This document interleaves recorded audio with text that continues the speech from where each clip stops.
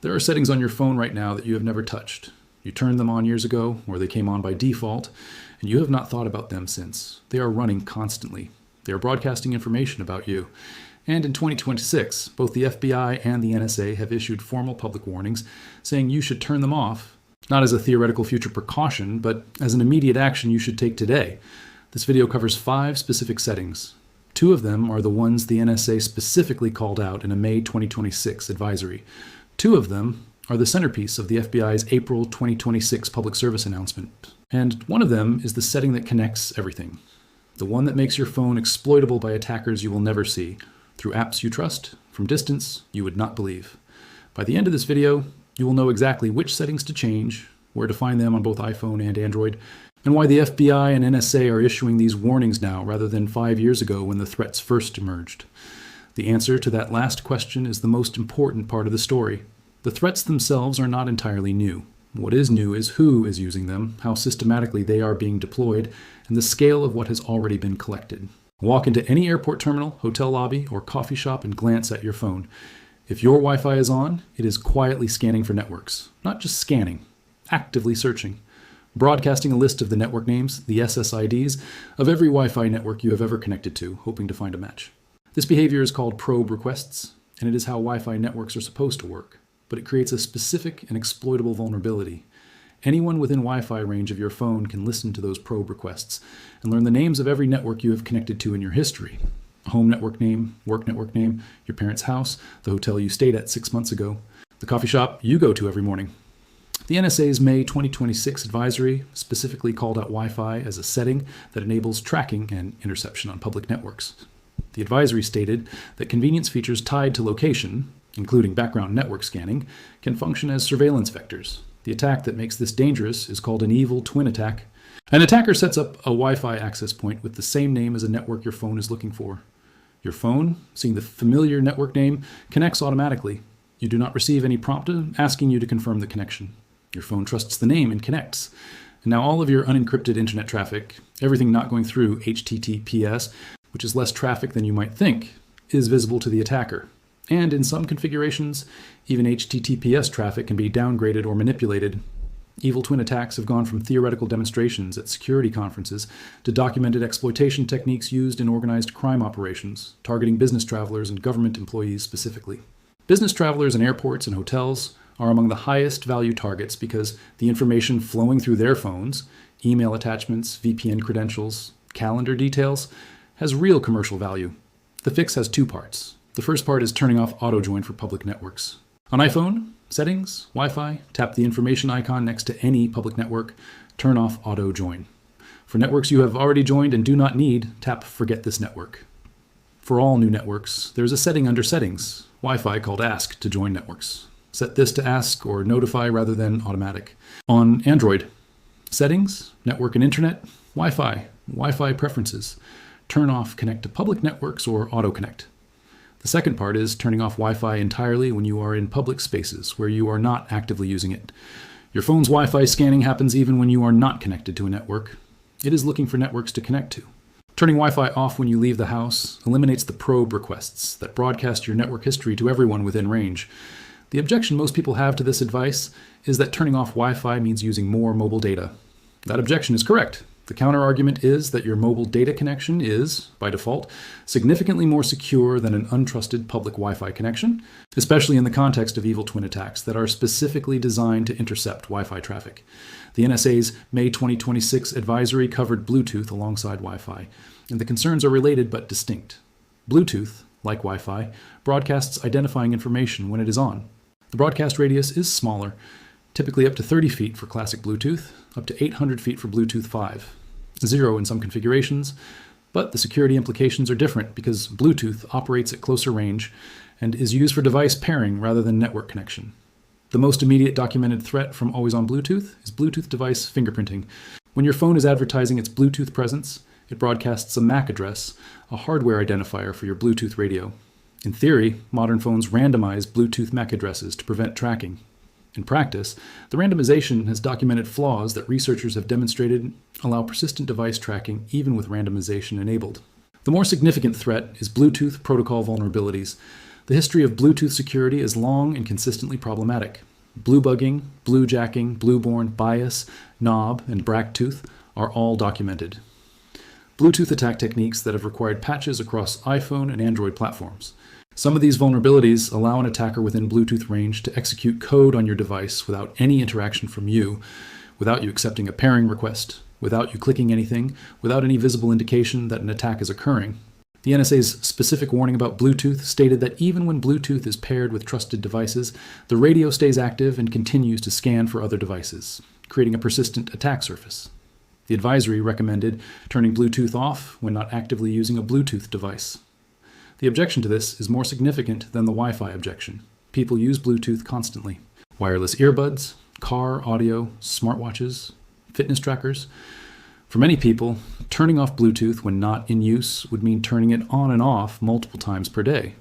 The realistic recommendation, rather than all or nothing, is 2 steps. First, make sure Bluetooth is not set to discoverable by devices that have not paired with it. On iPhone, Bluetooth is automatically not discoverable to unpaired devices when the screen is locked. On Android, this depends on the manufacturer and Android version. Go to Settings, Connected Devices, Connection Preferences, Bluetooth, and verify that your device is not set to be visible to all nearby devices. Second, turn Bluetooth off when you are in high-risk environments. Airports, conference centers, anywhere with a high density of people you do not know and where your presence as a target is elevated. The Bluetooth scanning that makes the NSA advisory relevant is most dangerous when you are in physical proximity to motivated attackers. The FBI's April 2026 public service announcement specifically addressed location data as one of the primary categories of data being harvested by foreign-developed mobile applications. The PSA stated that data, including contacts, location, browsing history, and biometrics, can be stored on servers in China for as long as developers choose to keep it. But the setting that enables this is not the one most people think of when they think about location permissions. Most people know about the location prompt that appears when you first install an app. Allow once, allow while using app, always allow. Most people have learned to be selective about which apps they grant location access to. What most people have not examined is background location, the permission that allows apps to track your location even when the app is not open and not visible on your screen. This is a separate permission from foreground location. An app can have foreground location without background location, meaning it can see your location while you're actively using it, but not when it is in the background. The distinction matters because background location is what enables continuous tracking without any visible indication that tracking is occurring. On iPhone, Settings, Privacy and Security, Location Services, every app that has location permission is listed here. For each app, the permission can be never, ask next time, while using the app, or always. Always is background location.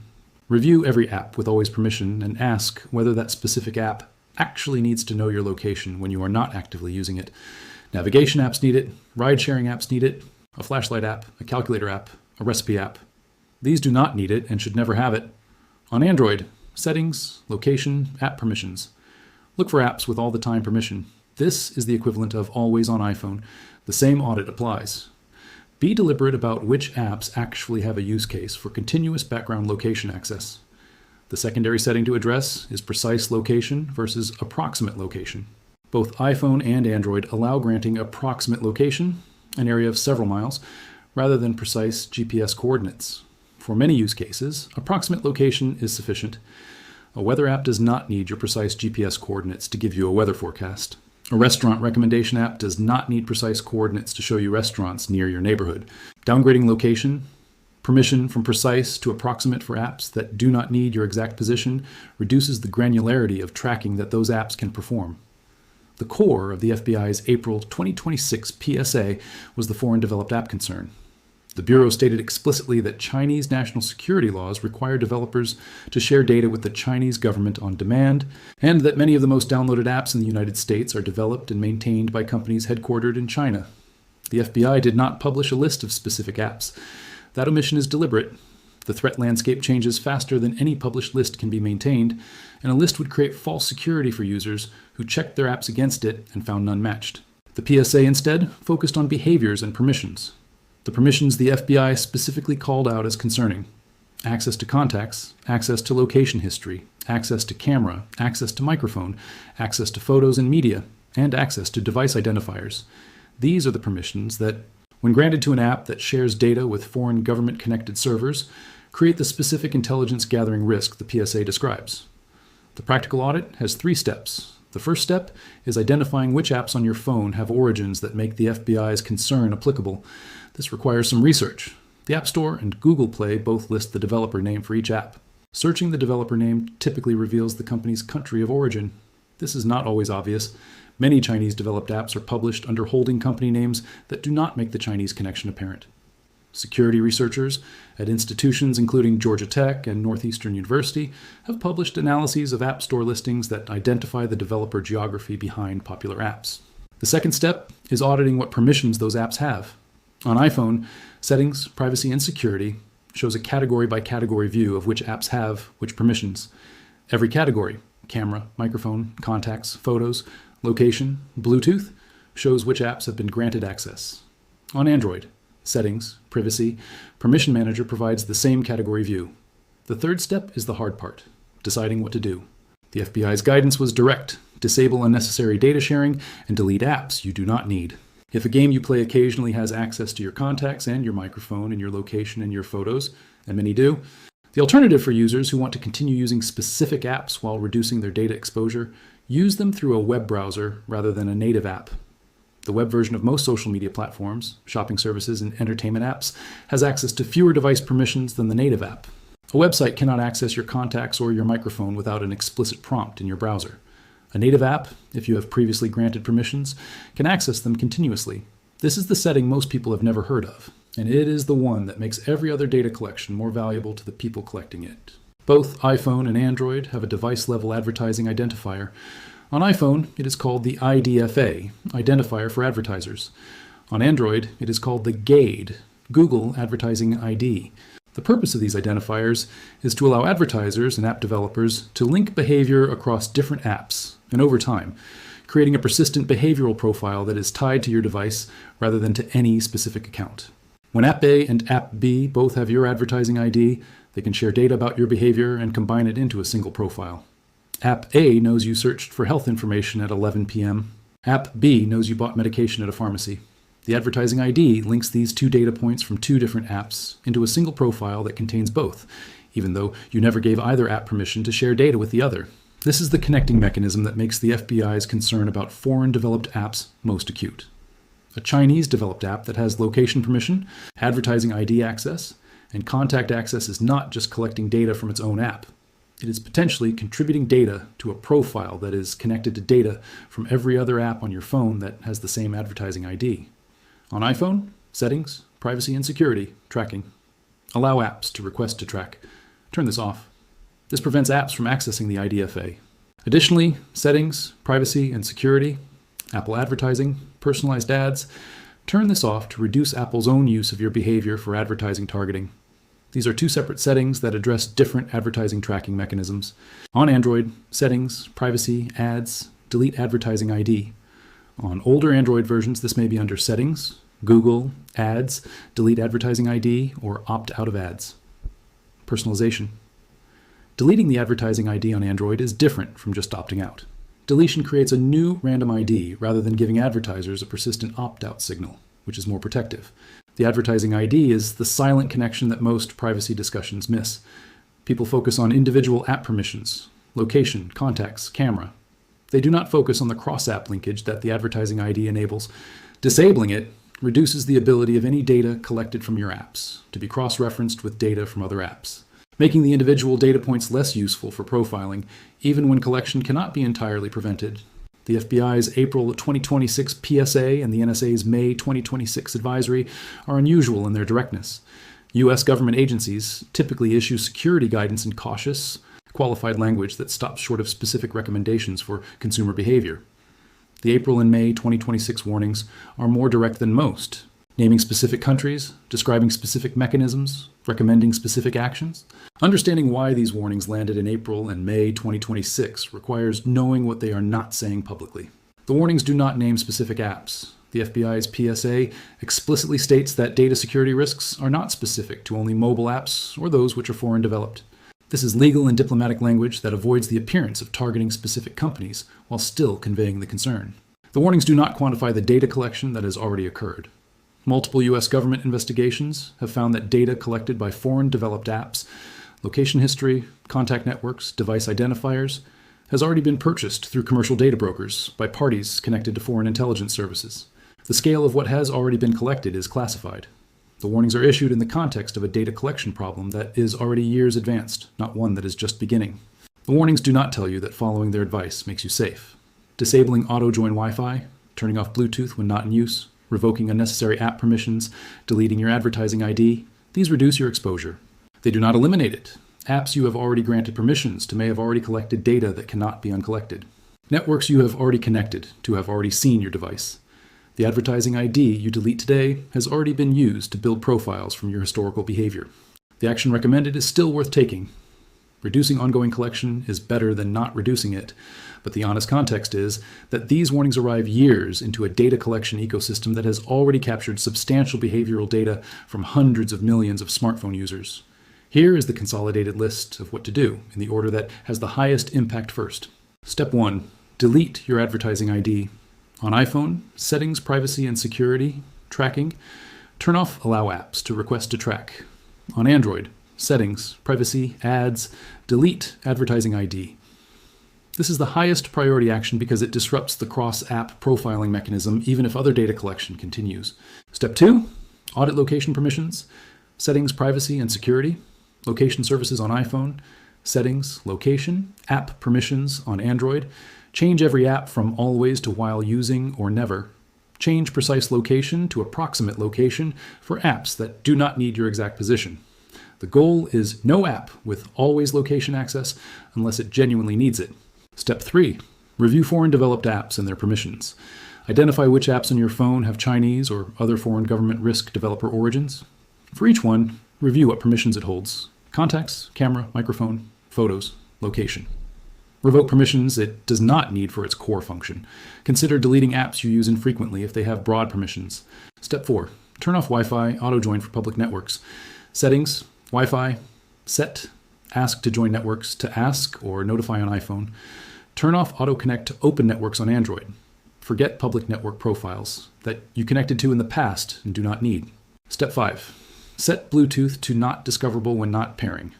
Verify your device is not advertising to unpaired devices. Turn Bluetooth off when you are in high-density public spaces where you're not actively using a Bluetooth device. The entire checklist takes approximately 20 to 30 minutes. It does not require any technical knowledge beyond navigating your phone's settings menus. The protection it provides is not perfect, nothing is, but it is the specific protection that the FBI and NSA have publicly identified as the most important near-term actions for smartphone users in 2026. This channel spends most of its time covering Windows, Linux, and desktop computing. The FBI and NSA phone warnings land in the same privacy and digital sovereignty context that drives so much of the Windows to Linux migration story. The same Cloud Act concerns that are driving European governments to migrate from Microsoft to Linux apply in a different form to the phone setting problem.